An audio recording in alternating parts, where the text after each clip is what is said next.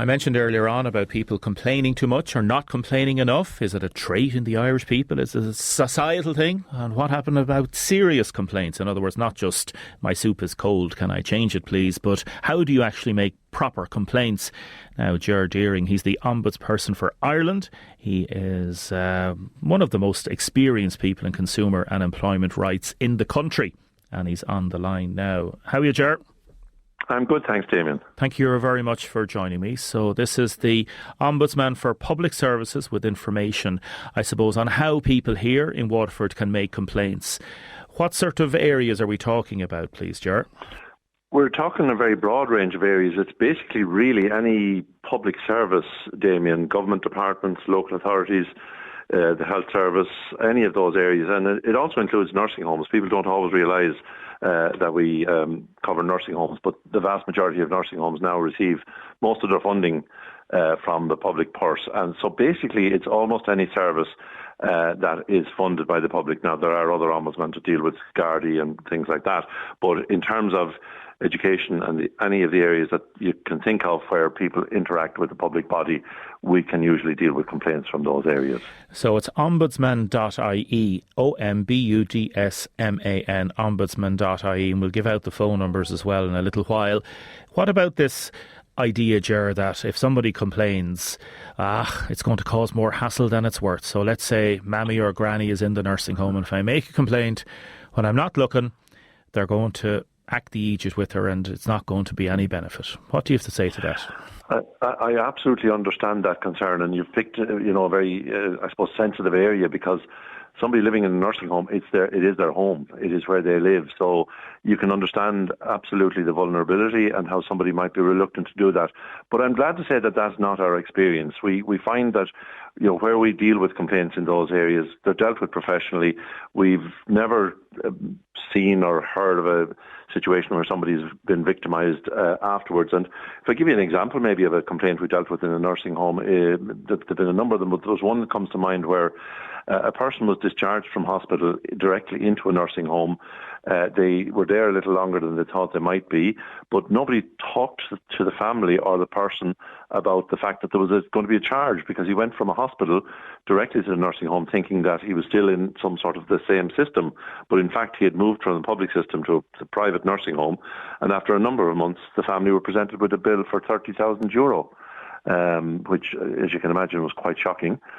We engaged with that nursing home, we worked with them, it took some time, but in the end they accepted that nobody had informed the person and they couldn't be expected to pay for something that they didn't know they were going to be liable for, and the money was written off. So, we do work with the public service provider to ensure, firstly, that the person is treated fairly, not just in relation to the complaint they've made, but we would be very concerned if we thought that there was any sort of repercussions for people making complaints.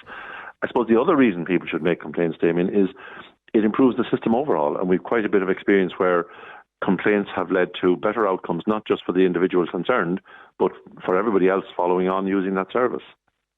City councils, county councils are also under your remit, as they're government bodies and offices, including the HSE, public hospitals, publicly funded third-level education bodies. Like, we've had a situation down here in Waterford in relation to Mountshore Apartments, Block 3, and we've done series of articles and pieces on it, Ger, and some people have said they were going to complain to the ombudsperson, to yourself, to your own office, because of the lack of, they believed, progress in relation to the council. Now, I don't know if they've done that, but the options are open for people to do that. Is that correct?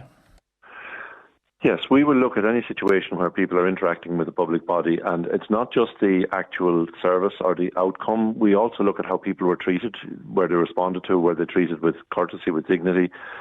We take a human rights lens, actually, approach to dealing with any complaints. Now, I can't speak about that particular case or individual apartment block, but what I can say is interaction with your local authority is something that we can actually accept complaints and look at and examine. So in 2022, from Waterford, you had 71 complaints.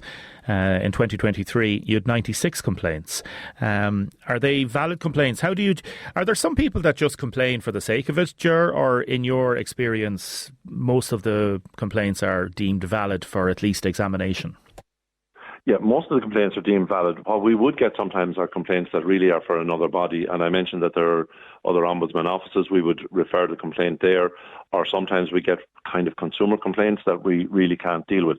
But the vast majority of complaints that we deal with are valid, and in fact about half of the complaints that we deal with end up with a better outcome as a result of our intervention. In some cases they're upheld and a recommendation is made, but in the vast majority of cases we actually try to resolve the complaint informally, and that means that we actually resolve quite a significant amount of our complaints within 3 months informally, where the first thing we do, I should say as well, Damien, that the person should complain to the entity itself, to the public body itself first, before coming to us.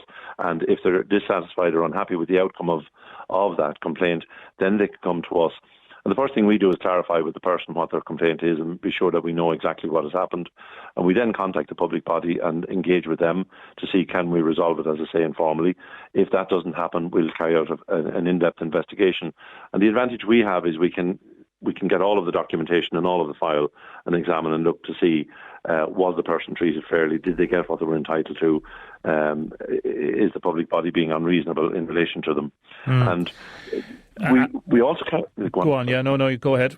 I was going to say another important function that we have is we carry out what are called own initiative investigations. So in other words, if I see an area where I believe there's a problem and a greater difficulty, we will look at that. You and I talked before about the treatment abroad scheme, and we identified significant difficulties in how those schemes were being implemented. Those are schemes where people, if they're needing treatment, and either it's taking too long, there's a long delay in having the treatment in Ireland, or they can't get the specific treatment in Ireland, they can travel abroad and the money can be recouped on their return. We identified very significant difficulties with that in it being overly bureaucratically administered. And I'm glad to say we made 21 recommendations to the HSE. They're implementing all of those recommendations. So not alone did people who were denied reimbursement get their money back, but that scheme is now running far, far better, and people using the scheme today are benefiting. They're good schemes, and they're benefiting from those schemes in a way that they wouldn't have had we not intervened. Finally and briefly, you obviously operate under specific legislation. Somebody's texted in, what's the time frame on getting a response from the Ombudsman? I've made a complaint to them about a particular apartment block in Waterford and haven't had a response yet. So how do you respond to that response? Yeah, well, I'm disappointed to hear that somebody, and it depends on how long it has been here, but we usually acknowledge all complaints and correspondence within 5 days, and then we follow up. And as I mentioned, the vast majority of complaints are actually resolved within 3 months. But clearly somebody has not had that experience, so we'd be happy to hear from them and to look into that. I'll get them to get back on to you. Ombudsman.ie, the landline is 01 Dublin number 639 5600, 01 639 5600. Ger, thanks for talking to me. Very well explained. God bless you. Thanks, Damien. Thanks, Ger. All the very best. Thanks. Ger Deering there. He's the Ombudsman for the public service bodies, I suppose is the best way of putting it. That includes government departments, social protection, revenue commissioners, city and county council, HSE, public hospitals, public funded third level bodies, and private and public nursing homes that would be in receipt of government money, and most are in that particular case. So if you have any complaints, obviously go to the particular body first. But then if you're not happy with that, go to the Ombudsman's office.